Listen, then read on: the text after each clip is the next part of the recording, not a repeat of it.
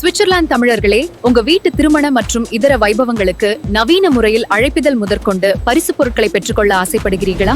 இது மட்டுமா, உங்கள் கடை மற்றும் நிறுவனங்களுக்கு தேவையான டிஜிட்டல் பிரிண்டிங் ஸ்டிக்கர்களையும் ரோல் அப்ஸ், விசிட்டிங் கார்ட்ஸ் என்பவற்றையும் தரமான முறையில் அச்சிடுகிறோம். அச்சுத்துறையின் முன்னோடிகளாக 30 ஆண்டு காலம் சுவிஸ் தமிழர்களின் அசைக்க முடியாத நம்பிக்கை. சுவிஸ் சேகர் பதிப்பகம் மட்டுமே. நீங்கள் இணைந்திருப்பது சுவிஸ் தமிழ் டிவியின் சிறப்பு செய்திகளோடு.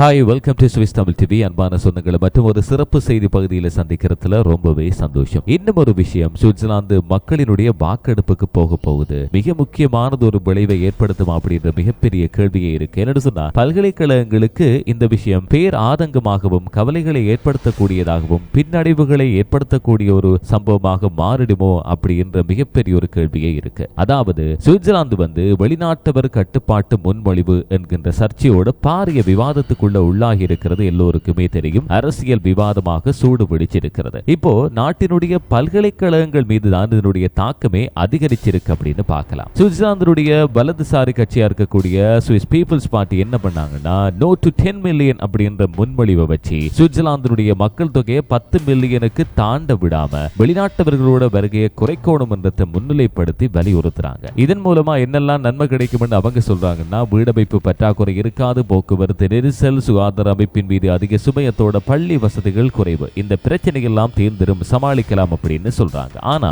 இந்த முன்மொழிவை அரசாங்கம், நாடாளுமன்றம், பொருளாதார நிபுணர்கள், தொழில் அமைப்புகளத்தோட தொழிற்சங்கங்கள் அப்படின்னு பல தரப்பினர் கடும் எதிர்ப்ப இதுக்காக சொல்றாங்க. அவங்க என்ன சொல்றாங்கன்னா, இது சுவிட்சர்லாந்தினுடைய பொருளாதாரத்தையும் அத்தோட ஐரோப்பிய ஒன்றியத்தோட சுவிட்சர்லாந்துக்கு இருக்கக்கூடிய பாரம்பரிய உறவுகளும் சரி, ராஜதந்திர உறவுகளையும் நேரடியாகவே பாதிக்கக்கூடிய அபாயத்தை ஏற்படுத்திடும் அப்படின்னு விளக்குறாங்க. இந்த நிலையில பார்த்தா கல்வித்துறையிலிருந்து ஒரு வலுவான எச்சரிக்கை. அதை யார் விடுறாங்க அப்படின்னா, சுவிஸ் யூனிவர்சிட்டிஸ் அமைப்பினுடைய தலைவராக இருக்கக்கூடிய லூசியானோ வக்காரோ என்ன சொல்றாங்கன்னா, இந்த முன்மொழிவு மக்கள் வாக்கெடுப்புக்கு போயிட்டு ஏற்றுக்கொள்ளப்பட்டுச்சுன்னா சுவிட்சர்லாந்து பல்கலைக்கழகங்களுக்கே பேரழிவு ஏற்படும் அப்படின்னு எச்சரிக்கிறாங்க. இதுக்கு அவங்க என்ன காரணங்கள் சொல்றாங்க அப்படின்னு பார்த்தா, சுவிட்சர்லாந்து பல்கலைக்கழகங்கள்ல பணியாற்றக்கூடிய பேராசிரியர்கள்ல பாதி பேர் வெளிநாட்டவர்கள் தான் அப்படின்னு சொல்றாங்க. அதுவும் முன்னணி கல்வி நிறுவனங்களா இருக்கக்கூடிய பல்கலைக்கழகங்கள்ல அதிக விகிதம் என்று சொல்றாங்க. குறிப்பா லவுசான்ல இருக்கக்கூடிய EPFL பல்கலைக்கழகத்துல 82% பேராசிரியர்கள் வெளிநாட்டவர்கள். அதே போல சூரிச்சில் இருக்கக்கூடிய ETH சூரிச் பல்கலைக்கழகத்திலையும் 65-70% வரைக்கும் வெளிநாட்டு பேராசிரியர்கள் தான் இருக்காங்க அப்படின்னு வக்காரோ சொல்றாங்க. அதோட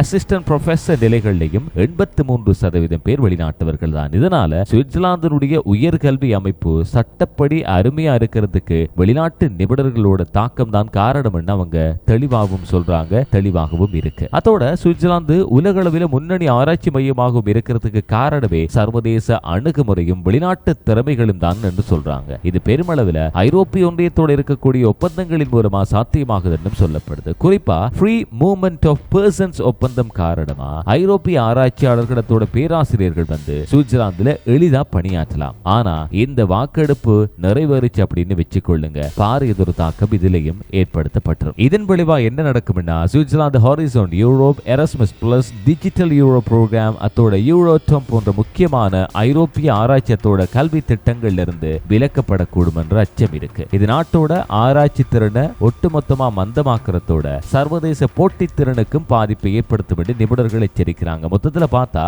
வெளிநாட்டவர்களோட வருகையை கட்டுப்படுத்துற இந்த முன்மொழிவு ஆதரிக்கப்படும்.